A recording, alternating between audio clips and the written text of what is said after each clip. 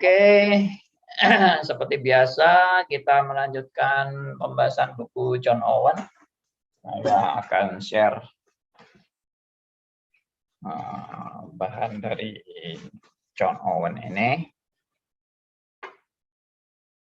Ya, kita berkelanjutan terus membahas ya. Oke, jadi kita udah membahas mengenai masalah kedamaian hati nurani ya, sebagai mempertahankan diri untuk tidak jatuh dalam hari pencobaan. Tapi sudah dibahas panjang lebar bahwa hati nurani itu juga tidak bisa diandalkan karena sangat relatif dan sudah tercemar oleh dosa. Jadi orang yang selalu mengandalkan hati nurani harus sadar bahwa hati nurani sudah tercemar oleh dosa. Singkatnya demikian ya, sehingga tidak bisa diandalkan. Bagaimana yang sudah tercemar oleh dosa Anda mau andalkan? Lalu yang berikutnya yang menjadi andalan adalah kesadaran tentang jahatnya berdosa terhadap Allah.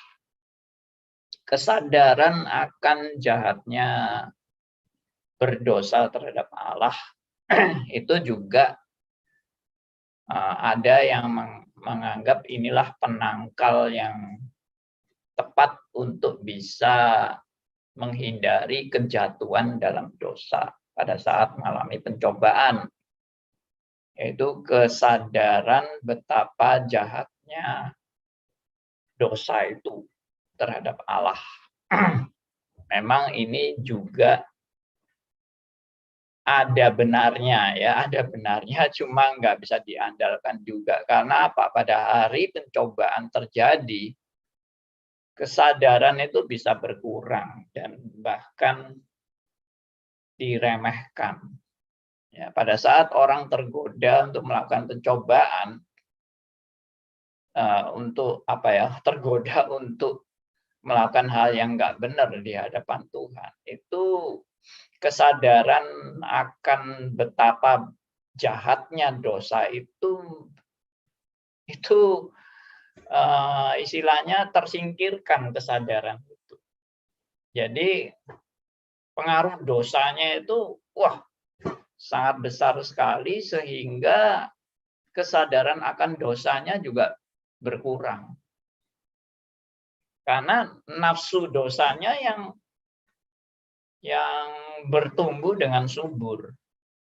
Nah, kalau dalam kondisi seperti itu, mana bisa kita menangkal akan pencobaan tersebut dan mana bisa kita lolos dari kejatuhan, karena itu menjadi suatu hal yang mendorong kita begitu kuat untuk melakukan dosa. Ini analisa yang bukan dari saya ya, ini semua kejadian dalam Alkitab, semua anak-anak Tuhan yang mengalami kejatuhan dalam dosa. Itu bukan berarti anak Tuhan itu memang berhawa nafsu rendah atau anak Tuhan itu sengaja memberontak kepada Allah dan menjauhkan diri kepada Allah. Enggak, anak Tuhan itu sebetulnya kondisi anak Tuhan itu begitu rapuhnya sebetulnya. Emang kita itu jujur kalau mau mengakui segala keberadaan kita itu rapuh. Ya, rapuh atau rentan ya. Itu istilah-istilah yang bagi saya bagus itu, rapuh dan rentan. Rentan itu ya nggak kuat sama sekali begitu loh. Kayak sepertinya ada besi ya. Besi yang sudah berkarat dan akhirnya keropos. Nah, besi yang mestinya kuat dan teguh itu, besi itu kalau berkarat dan akhirnya keropos itu rapuh dan rentan, itu digenggam gitu sudah krepyek kayak kerupuk, sudah hancur itu. Nah, seperti itulah manusia, termasuk anak Tuhan. Saudara jangan pikir kalau anak Tuhan itu steril terhadap segala pencobaan. Anak Tuhan itu sudah seperti Superman ya, yang bisa mengalahkan semua pencobaan dan kita ini orang hebat luar biasa. Enggak, Alkitab memaparkan kepada saudara dan saya bahwa kita ini manusia yang sangat lemah. Sudah terbukti dengan contoh-contoh di Alkitab ya. Enggak usah ragu-ragu lagi dengan kebenaran ini. Bukti di Alkitab itu jelas, seperti Rasul Petrus yang dengan begitu mudahnya menyangkali perkataannya sendiri yang menjanjikan bahwa dia setia pada Tuhan, dia pasti yang paling setia dari semua murid-murid yang tidak setia.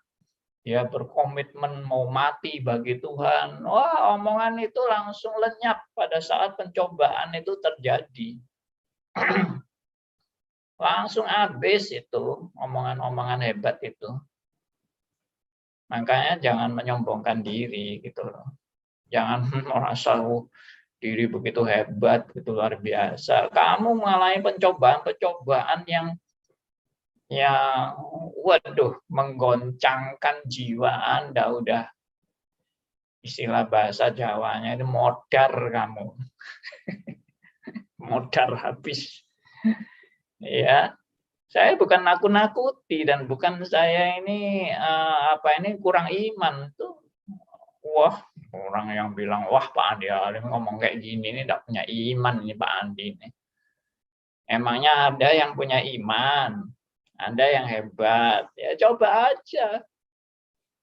Kalau nggak percaya ya, Anda misalnya mengalami kegoncangan yang luar biasa dalam hidup Anda, misalnya ya ini cuma misal, bukan nakut-nakuti, misalnya Anda ketabrak ya dengan hebat, langsung tubuh Anda ya cacat dan otak Anda juga mengalami gegar otak, Anda mengalami kegoncangan jiwa yang hebat ya.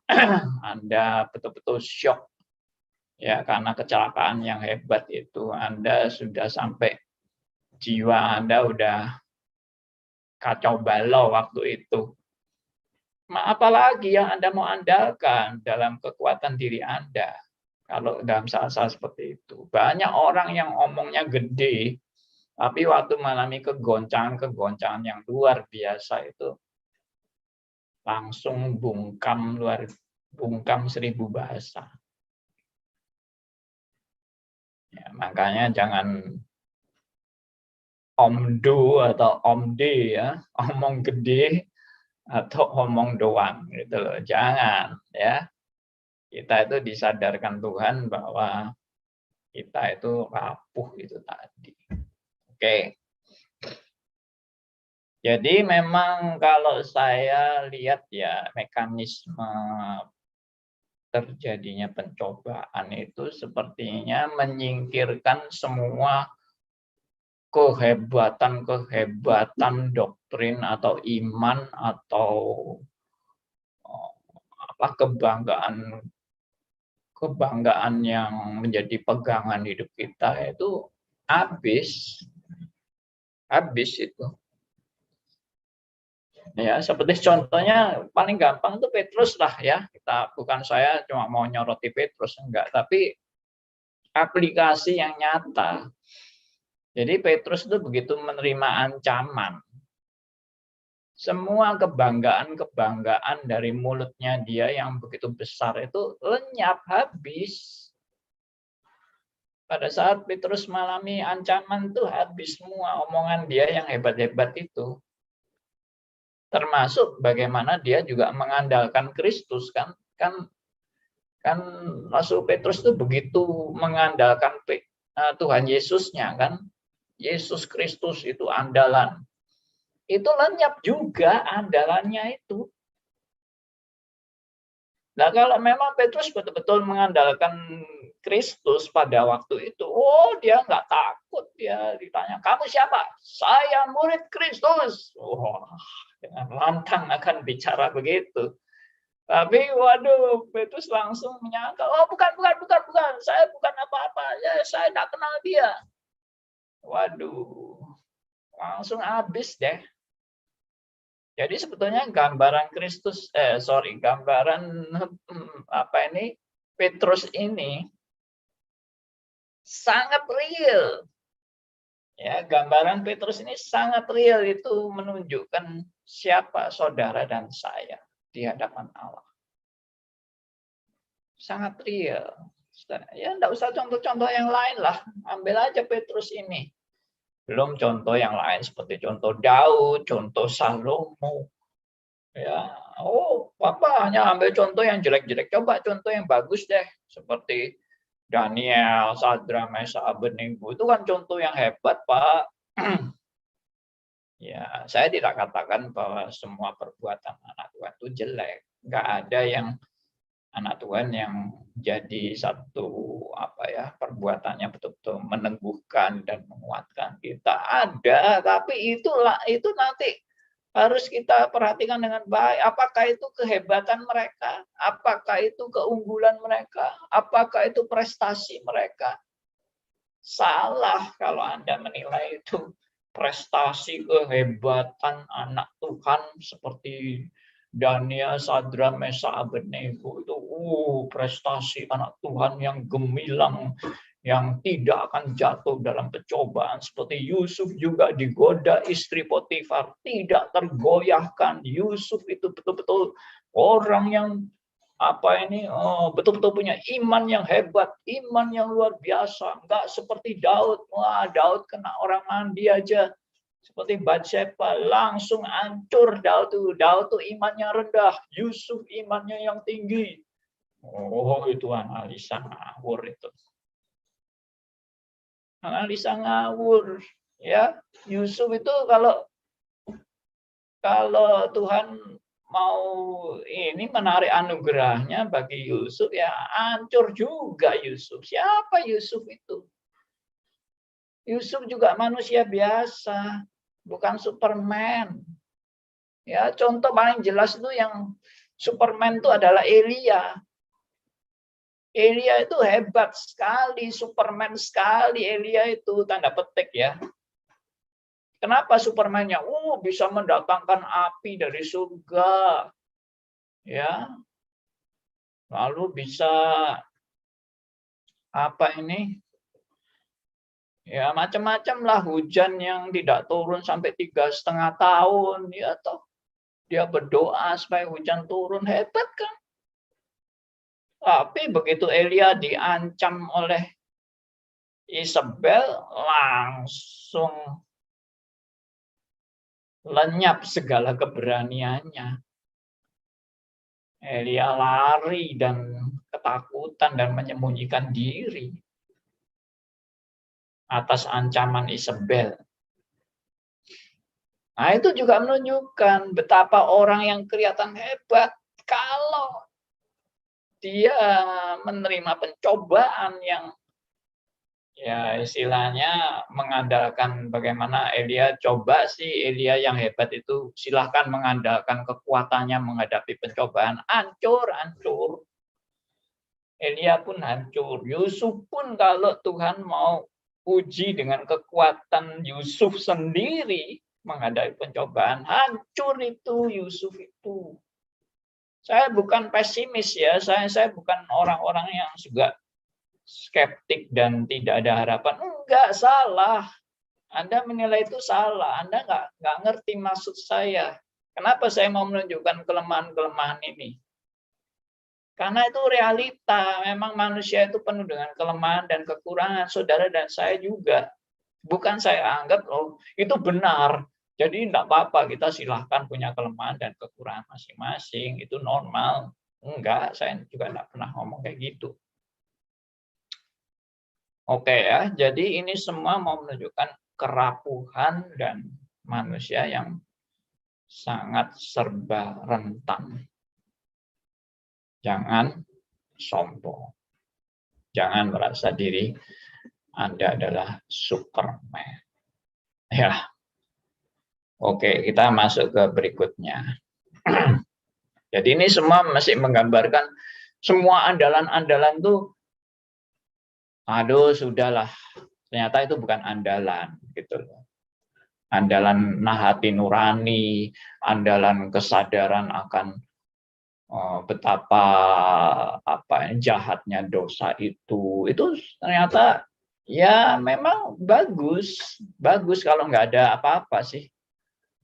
Tapi kalau begitu pencobaan hebat terjadi, semua andalan itu akan lenyap, akan tergeser.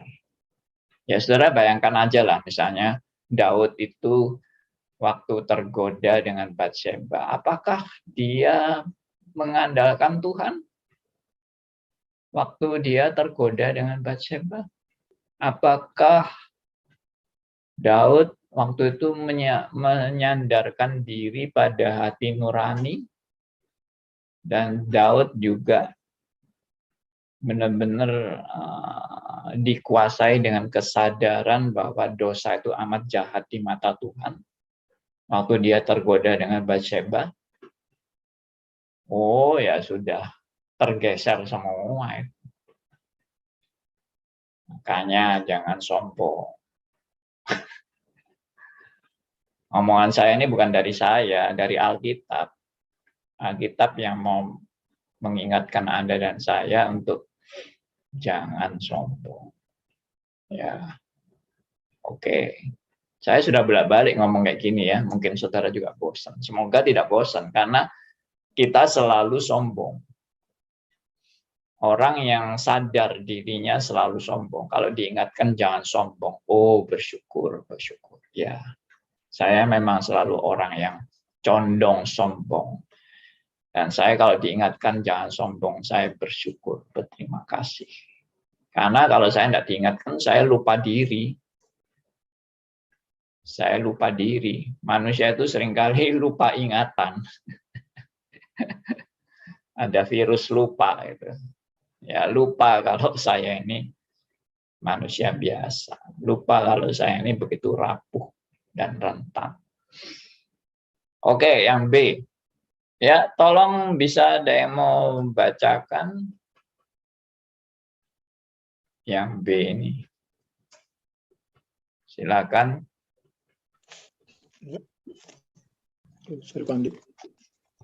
Oh ya, baik.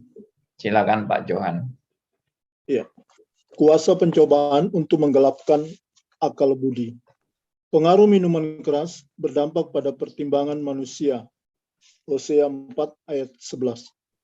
Pencobaan memiliki kuasa untuk merusak pertimbangan manusia dengan cara yang sama.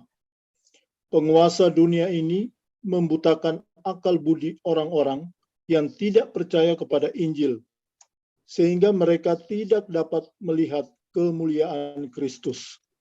2 Korintus pasal 4 ayat 4. Dengan cara yang sangat mirip, setiap pencobaan menyingkirkan kejernihan, pengertian, dan pertimbangan manusia. Iya, jadi manusia yang mengandalkan akal budi, mengandalkan pikiran sehat, yaitu kalau normal-normal sih semuanya punya akal budi ya, semuanya punya pikiran sehat kalau normal-normal. Tapi pada saat pencobaan itu muncul, itu akal budi sehat itu bisa jadi miring.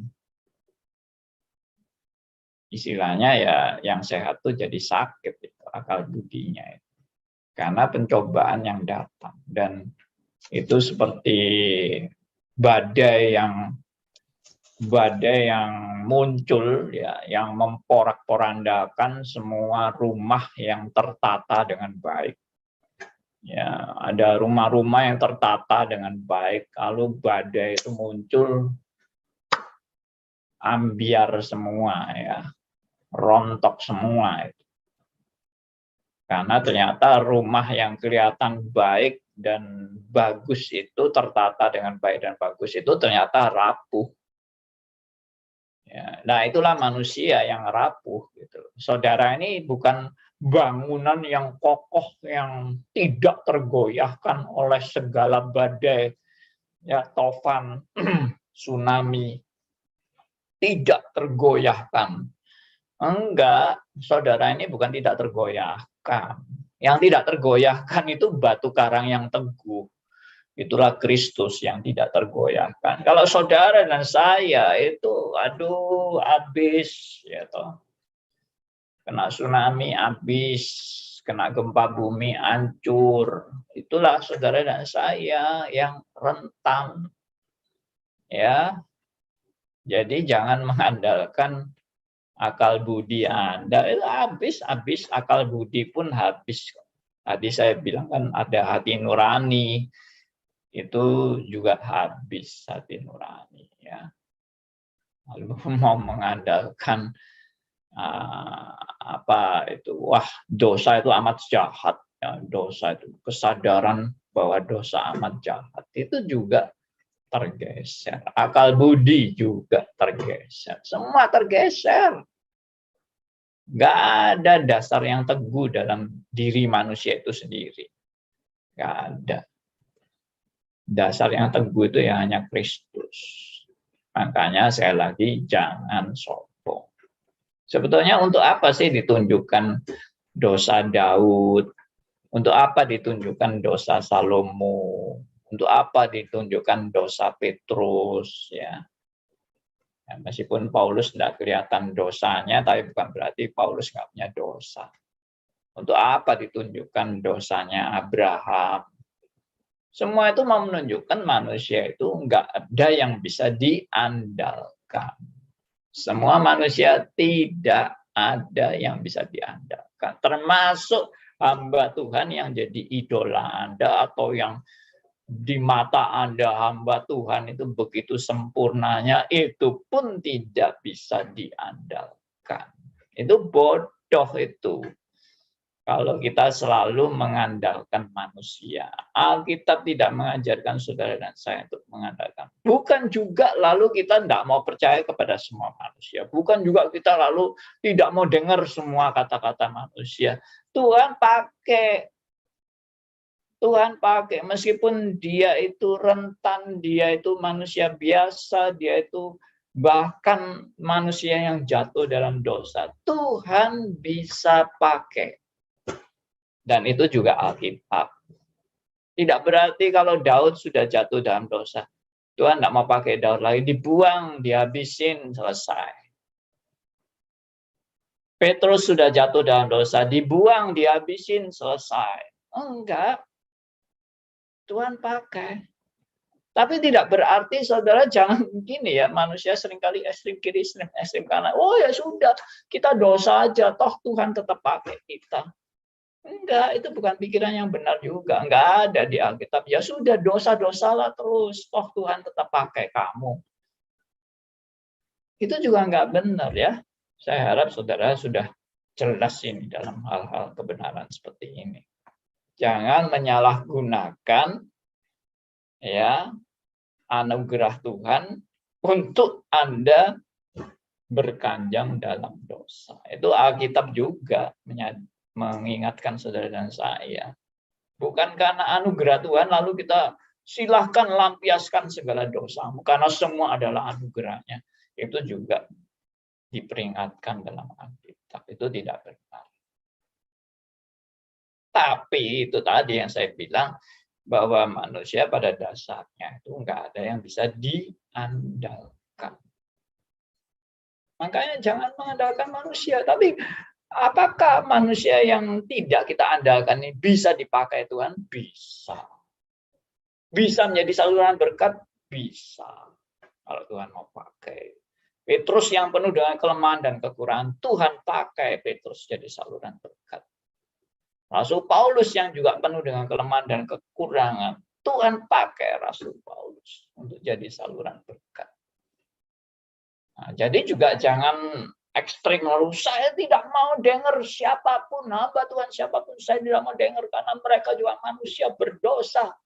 Mereka juga brengsek, saya tidak mau dengar siapapun, juga salah.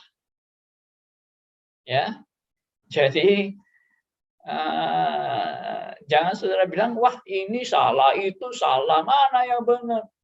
Ya yang benar ya yang saya sudah share kepada Anda. Meskipun manusia semua itu penuh dengan kerapuhan dan kerentanan, dalam anugerahnya Tuhan tetap bisa memakai mereka-mereka yang sebetulnya tidak berguna.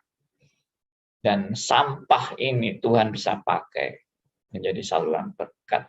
Tapi orang yang dipakai Tuhan ya pasti orang yang dihajar Tuhan, dibentuk Tuhan, diproses oleh Tuhan.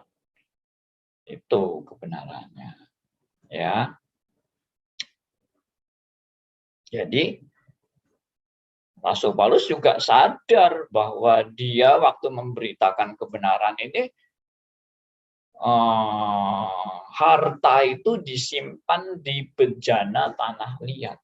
Supaya yang dimuliakan bukan tanah liatnya, tapi harta yang di dalam tanah liat yang diberitakan. Inilah yang betul-betul menjadi yang terpenting. Jadi jangan orang memuji-muji tanah liatnya. Ya, salah itu. Orang yang memuji-muji tanah liatnya itu akhirnya cuma nangkep di luarnya aja, tapi yang harta yang disimpan di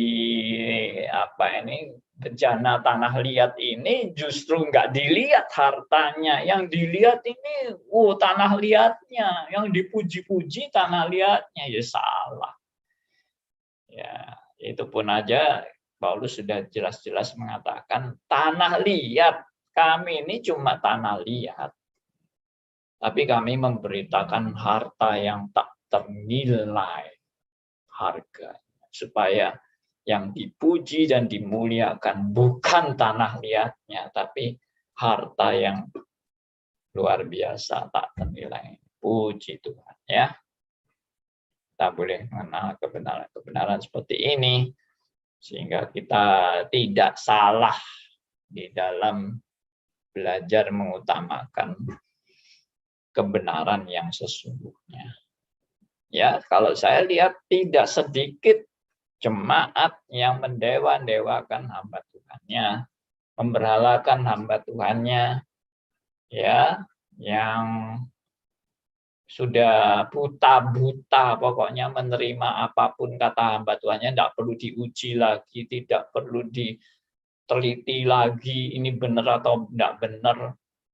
Pokoknya apa kata hamba Tuhan itu pasti amin.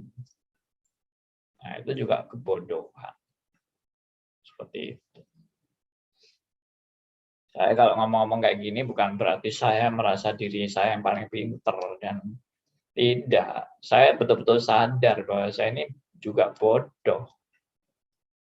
Tanpa anugerah Tuhan saya pasti hancur, pasti tersesat. Ya, sebetulnya larinya kemana sih? Larinya kepada semua dalam anugerah Tuhan. Itu larinya ke sana. Lalu orang bilang reform itu gampang ya, pokoknya sedikit-sedikit anugerah Tuhan, sedikit-sedikit anugerah Tuhan. Nggak gampang. Kenapa nggak gampang? Karena itu berlawanan dengan kedagingan kita.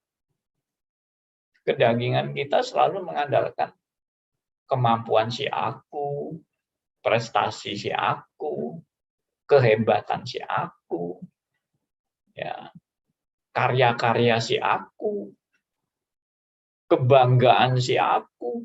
Itu kalau kita bilang anugerah Tuhan, berarti si aku itu sudah nggak dihargai lagi. Dan itu tidak mudah. Menyadari untuk si aku tidak dihargai itu tidak mudah. Kita selalu ingin si aku yang dimuliakan. Ya, makanya kalau ngomong kayak gini, ini semua anugerah Tuhan, semua anugerah Tuhan. Gampang ya semua anugerah Tuhan. Tidak gampang. Kalau Anda betul-betul menghayati siapa Anda dan bagaimana anugerah Tuhan itu yang sebenarnya. Tidak gampang. Ya, Orang yang menggampang-gampangkan anugerah justru nggak ngerti anugerah itu sehebat apa, seluar biasa apa, sehingga menggampangkan anugerah Tuhan. Tidak, itu bukan hal sembarangan. Ya, puji Tuhan. Oke, ini sudah waktunya sudah lewat 40 menit, jadi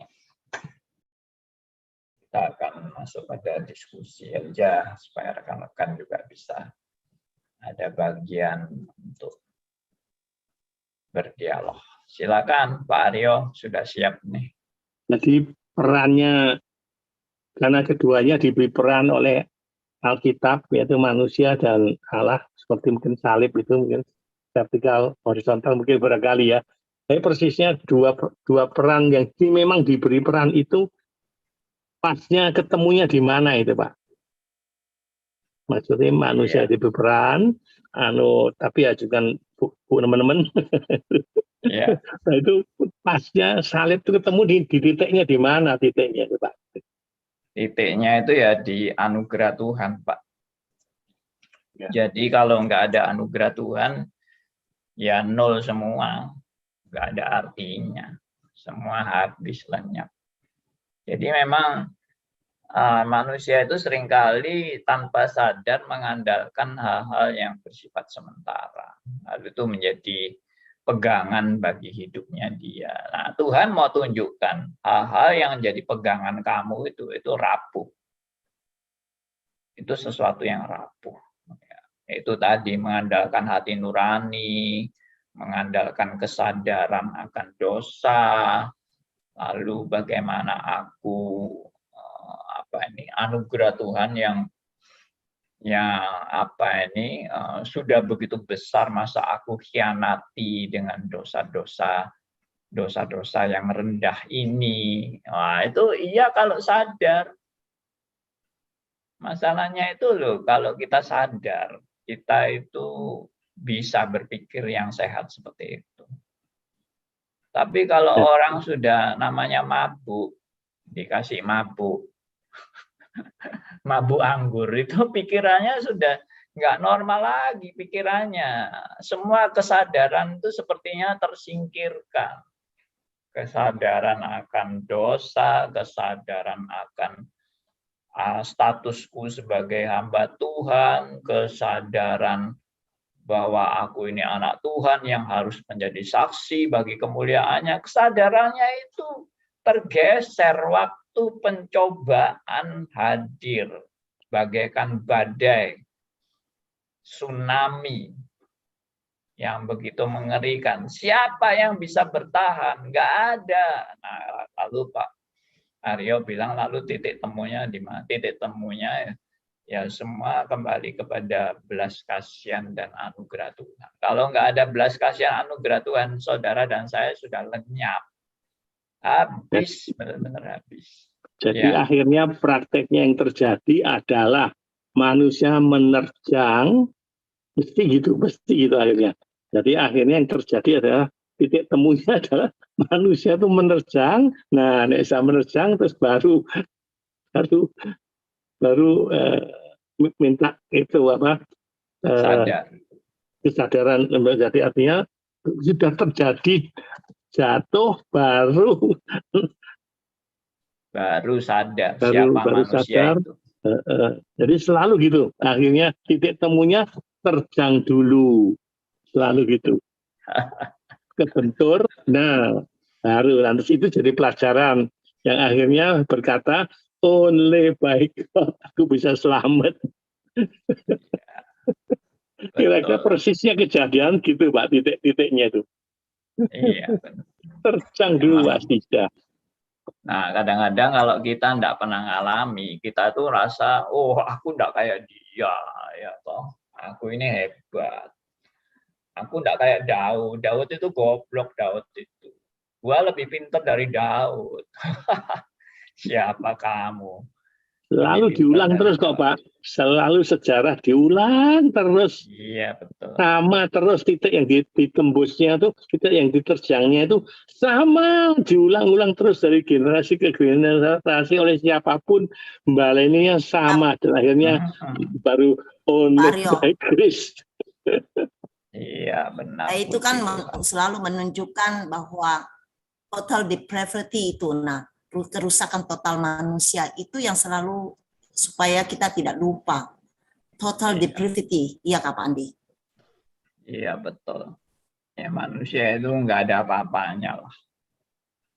Tapi memang manusia yang nggak ada apa-apanya itu yang sering sombong. Memang. Sering sombong, sering merasa Betul, diri hebat. betul sekali Pak Andi. Betul sekali. Ya, Itulah sifat dasarnya manusia itu Pak.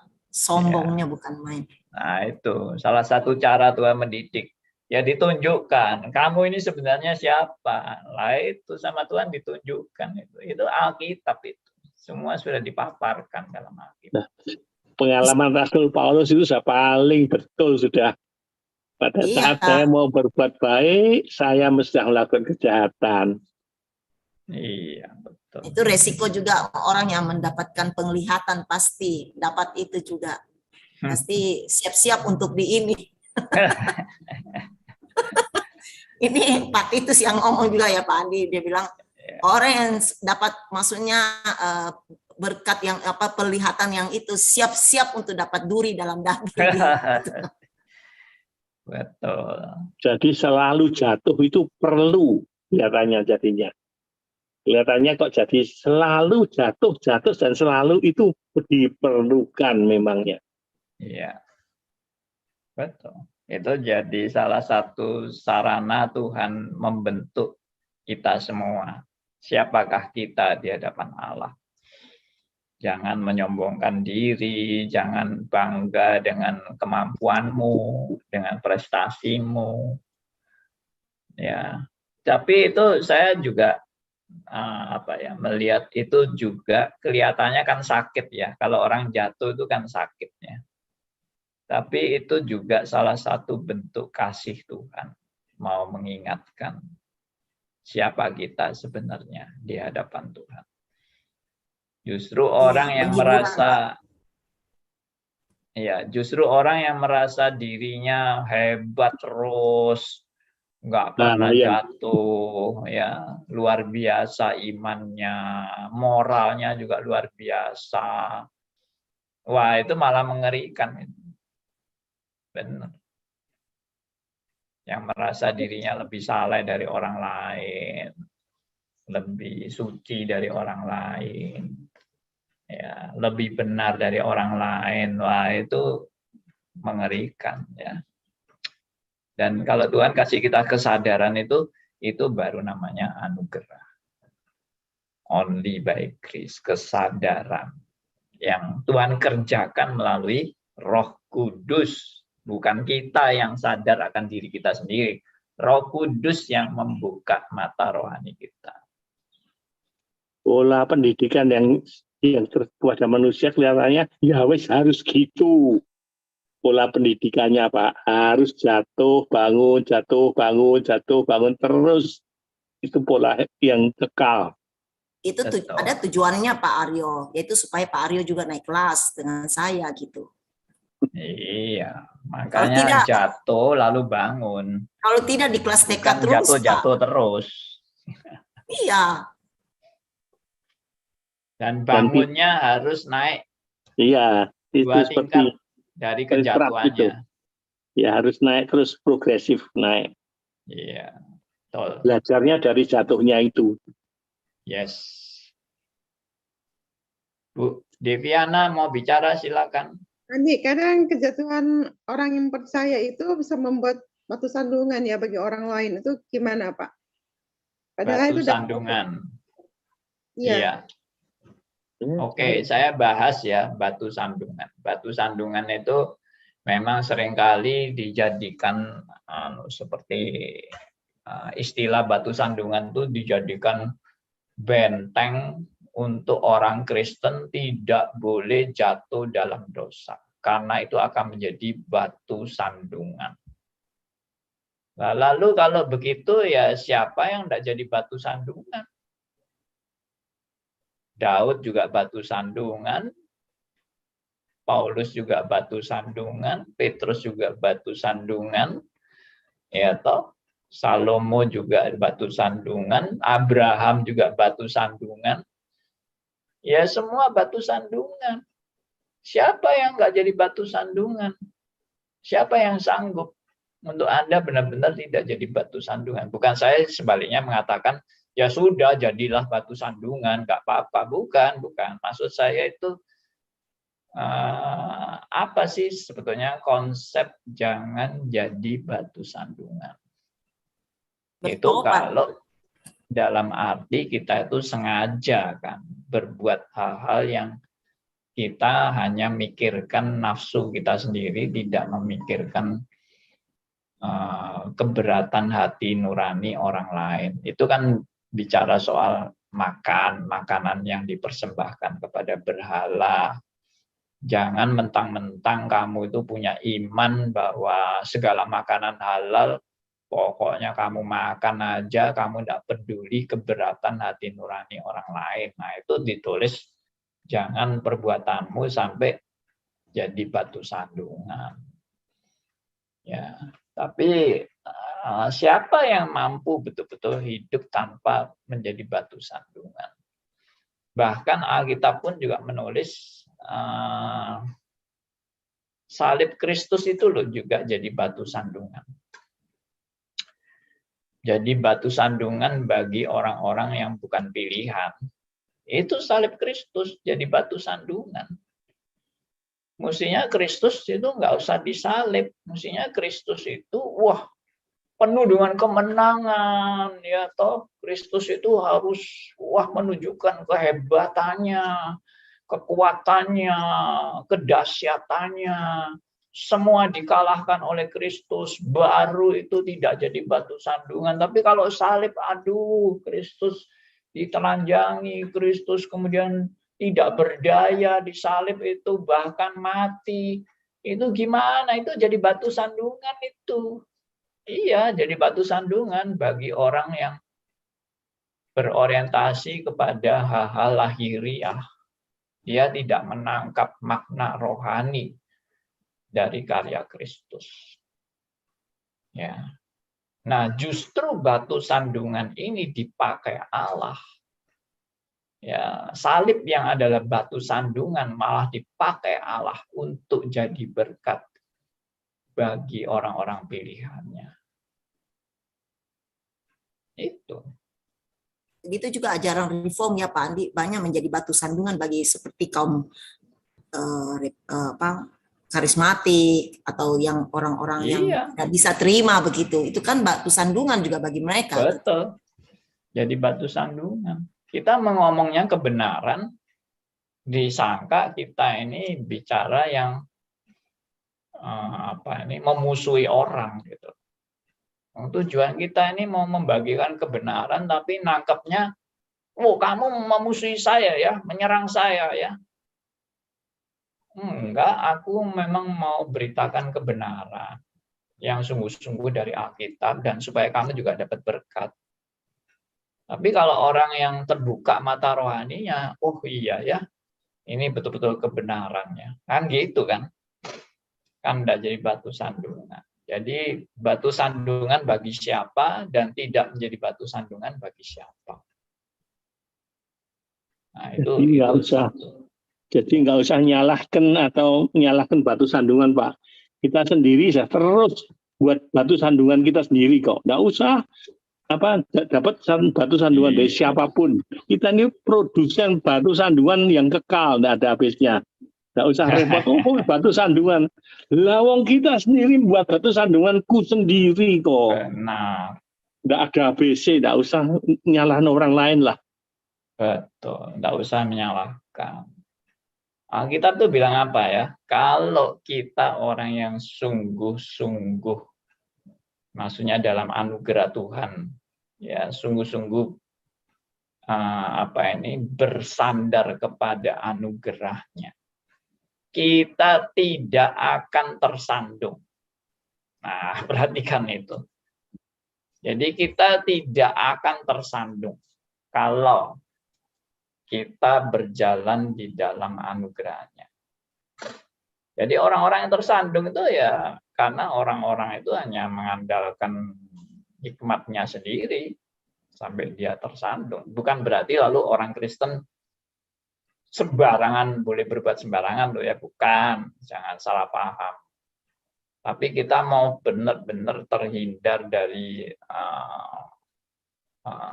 tuduhan sebagai batu sandungan itu nggak pernah bisa, karena ya memang apapun yang kita lakukan itu sudah menjadi batu sandungan. Ya, seperti itulah. Ya. Ya, makasih Pak Andi. Oke, saya Pak. Ya, silakan Pak Endarto. Ya, kalau saya sih melihat dari kacamata saya sendiri dan cermin saya sendiri, Pak, bahwa melalui ajaran-ajaran, melalui Q&A, obrolan santai, pencobaan maupun Heidelberg. Katesismus Heidelberg itu, ya untungnya bagi saya itu kan Senin, Selasa, Kamis, Rebu itu ada doktrin-doktrin yang, terus Selasa juga doktrin-doktrin itu kiranya itulah yang menegur saya setiap harinya itu, bahwa saya disadarkan betapa bobroknya saya itu, betapa saya tidak layaknya itu, sehingga saya dapat anugerah untuk belajar kebenaran firman Tuhan. Ya, itu yang membuat saya itu sadar bahwa saya itu dikuatkan, ya mendapatkan anugerah yang meneguhkan saya melalui kata-kata Pak Andi ini, yang meneguhkan juga mempertegas ajarannya minggu lalu, yaitu tidak ekstrem kanan ekstrem kiri, tidak mengandalkan diri sendiri, tapi terus hidup teosentris. Tapi kadang-kadang kalau saya melihat di cermin saya sendiri, Pak, saya kadang-kadang tidak sadar, Pak, kalau saya itu atau jadi batu sandungan atau menjadi berbuat dosa karena ya kesombongan, keangkuhan bahwa saya itu mendapatkan anugerah ajaran-ajaran yang benar ini. Kadang-kadang bukan ajarannya yang menjadi batu sandungan. Saya sendiri yang menjadi batu sandungan dengan sikap saya atau perilaku saya terhadap orang yang merasa saya harus injili atau PI gitu segala macam. Itulah yang menjadi kadang-kadang membuat saya itu, loh kok saya jadi begini ya? Kok saya ini kok jadi merasa benar diri, merasa bahwa saya ini lebih mendapatkan anugerah lebih daripada yang orang yang di hadapan saya gitu. Kalau saya bercermin di kacamata cermin itu kan, saya melihat diri saya itu kok enggak sadar sendiri, tapi dengan adanya Q&A ini pagi ini juga saya disadarkan kembali, itu juga merupakan anugerah Tuhan ya Pak ini. Kalau menurut saya Pak, itu kan. Dan saya bersyukur sekali dengan adanya acara-acara ini, terutama dari terus mengenai doktrin-doktrin yang belum pernah saya dengar segala macam, itu membuat saya lebih teguh lagi untuk belajar lebih sungguh lagi, lebih bersemangat lagi. Apakah itu suatu kesadaran yang bisa membuat saya itu jadi tinggi hati lagi, Pak? Mohon penjelasannya, Pak. Terima kasih. Iya. Ya, kalau mau bicara kedagingan, selalu kita condong untuk sombong. Kalau bicara kedagingan, si aku, ya kita selalu mau menonjolkan si aku. Dan kita juga seringkali bisa pada saat-saat tertentu kita lupa diri atau kita khilaf juga bisa. Tapi ya puji Tuhan, kalau kita sudah jadi anak Tuhan, Tuhan tidak akan biarkan kita berkanjang dalam dosa. Kita pasti diingatkan, kita pasti ditegur, kita pasti dihajar oleh Bapa di surga. Jadi anak yang dikasihi Tuhan pasti dihajar, dan dididik untuk makin lama makin dibentuk oleh Roh Kudus. Ya itu janji Tuhan. Jadi kita juga tidak usah terlalu khawatir tentang diri kita. Waduh, aku bagaimana ya? Aku berdosa, aku jadi batu sandungan, aku sudah tidak layak. Ya memangnya itu keberadaan kita yang sesungguhnya, tidak usah dikhawatirkan lagi. Ya itulah memangnya kita, gitu loh. Kita itu nggak ada yang bisa diandalkan. Kita itu memang betul-betul bobrok. Kita betul-betul manusia yang nggak layak. Ya itulah kita, tidak usah khawatir lagi. Istilahnya kalau khawatir kan, wah aku ini orang suci. Aku khawatir kalau aku tidak suci. Wah aku ini orang layak. Aku khawatir kalau tidak layak. Yang memangnya kamu nggak layak, nggak usah khawatir lagi. Gitu loh. Faktanya kita itu memang nggak layak. Apanya yang mau dikhawatirkan? Ya kamu ini memang orang goblok, nggak pantas ya toh. Nggak layak, patut dibuang, patut dibinasakan, nggak usah khawatir lagi. Ya memangnya aku itu patut dibinasakan. Gitu. Dan yang kedua adalah dalam kesadaran dengan kebobrokan dan ketidaklayakan, Tuhan terus menuntun, membimbing, mengingatkan, menegur, menghajar, ya, mendidik untuk kita terus boleh bertumbuh dalam kebenaran demi kebenaran. Jadi yang menjamin siapa? Yang menjamin ya pemeliharaan Tuhan. Yang menjamin siapa? Providensia Allah. Kalau yang menjamin diri kita sendiri ya ambiar. Langsung hancur kalau kita mengandalkan diri kita sendiri. Nah, itu yang sangat indah ya, anugerah Tuhan yang sangat indah mendidik dan ya silakan Bu Kweli. Seperti yang Pak Andi bilang begitu, butuh juga anugerah untuk terima Pak, bahwa kita memang begitu Pak. Betul. Nah, gampang juga Pak, sepertinya kalau Pak Andi bicara begitu, tidak usah khawatir. Memang gampang, tapi butuh anugerah Tuhan untuk terima juga demikian Pak. Karena namanya iblis itu tidak pernah diam untuk membuat kita akal budi kita hilang untuk hal yang demikian atau keberanian kita gitu Pak. Itu satu, saya rasa ini satu kenyataan Pak di dalam hidup pergumulan. Benar sekali. Only by grace. Pokoknya semua itu only by grace. Kalau kita sadar diri kita betapa bobroknya, ya itu juga anugerah Tuhan. Ya itu bukan kehebatan kita untuk sadar itu. Only by His grace. Puji Tuhan. Sudah jam 10 lewat 2 menit. Ya, Bu Nita, silakan. Berarti kita sebagai anak Tuhan itu harus sering dijewer oleh Tuhan ya Pak ya? Harus. Betul.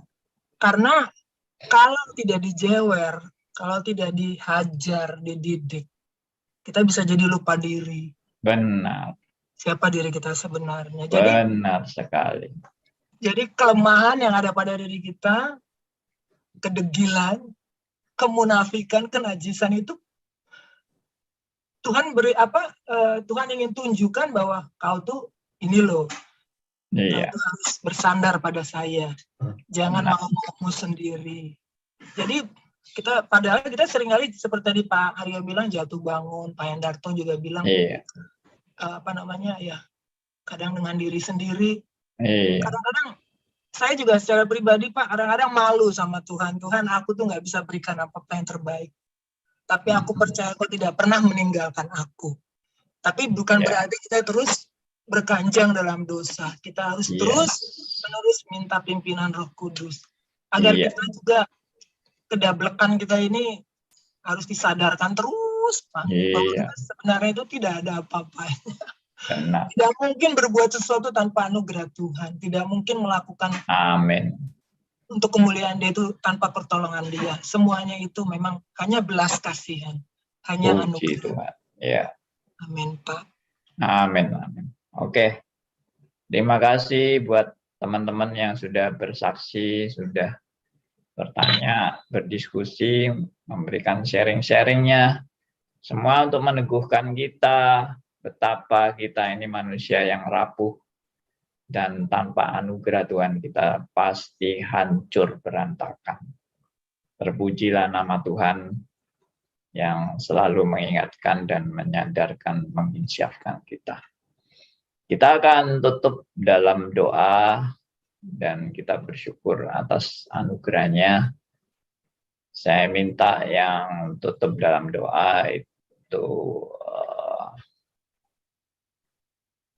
Pak Aryo ya, boleh pimpin kita dalam doa. Mari silakan Pak Aryo. Bapak kami surga, kami sungguh berterima kasih untuk pengajaran pada pagi hari ini, bahwa Tuhan sudah punya satu metode untuk terus kita ini perlu disadarkan untuk bahwa kita ini orang hanya bergantung pada grace, baik grace-nya Tuhan saja, karena kita sudah melihat sendiri kita ini penuh dengan kelemahan, sehingga batu sandungan itu semua sudah kita ciptakan sendiri untuk membuat kita ini terus tidak ada habisnya, mengulangi terus kesalahan yang sama, batu sandungan itu terus kita buat terus Tuhan, hanya untuk menyadarkan kita memang orang lemah, perlu anugerahnya saja untuk bisa selamat. Karena Tuhan Yesus kami bersyukur atas kesadaran ini. Amin. Amin.